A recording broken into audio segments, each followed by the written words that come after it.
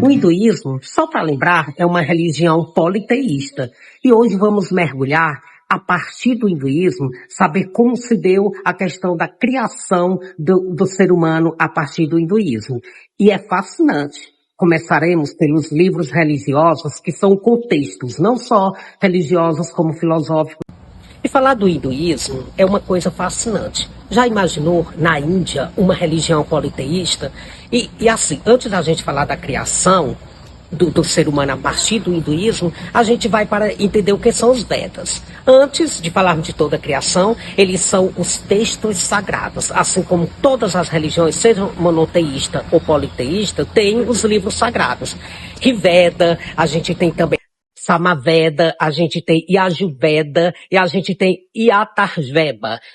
Ou então assim, são os textos sagrados que, para eles, tem muito valor e que orienta a religião. Como eu digo, os Vedas não só são textos sagrados, eles são, além de científicos, eles também são filosóficos.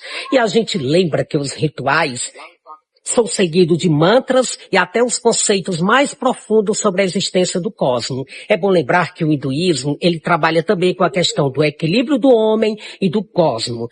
E nos Vedas que encontramos as primeiras orientações para a criação do universo, que não é vista como um evento único. E não adianta achar que é um evento único, mas como um ciclo contínuo da criação, preservação e destruição. Ou então o hinduísmo trabalha que o homem tem que conservar tanto a natureza como também a própria vida. Segundo os Vedas, a criação do mundo está ligada a um conceito Brahman. E aí, a realidade suprema absoluta que permeia tudo. Desse Brahman surge o universo material. E aí, a gente imagina o seguinte, como as religiões, a monoteísta tem Deus, os politeístas têm seus deuses para a criação. E outra ideia importante é a do Deus Brahman, que é o criador, foi o principal criador da religião do hinduísmo. E assim, a gente vê que a partir dos rituais da religião politeísta do hinduísmo, todos os seres vivos seguem aquele roteiro. Outro fator interessante, notar que o hinduísmo é um tempo cíclico. E aí, sabe o que é o tempo cíclico?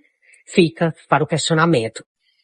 E quando a gente fala da criação do ser humano a partir do hinduísmo, a gente vê um mundo fascinante. Sabe por quê? Nós não estamos falando de religiões do Ocidente, mas é como o ser humano entra na história do hinduísmo. Segundo os Vedas, os humanos são parte integrante do cosmos. Quando a gente fala de cosmos, a gente está falando de terra, criados a partir da mesma essência que compõe tudo. Ou então o homem do hinduísmo, ele tem um certo momento a humildade de entender o tempo.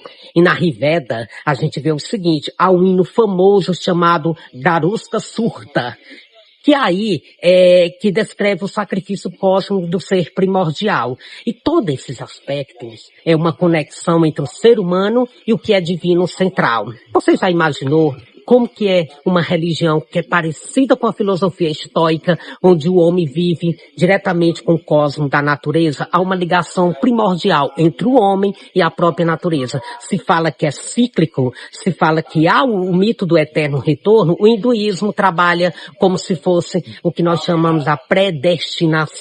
A produção do nosso podcast, ele tem uma grande finalidade, é mostrar a criação do ser humano a partir do hinduísmo e saber que as Vedas, os livros sagrados, orientam o homem. E fez parte dessa produção Neusilane Corrêa, Cássio Coelho, a Jessiara Paixão, a Maria de Lourdes e Clailson de Carvalho. É uma produção excelente para levar você a entender do que se trata a essência das religiões a partir das religiões orientais.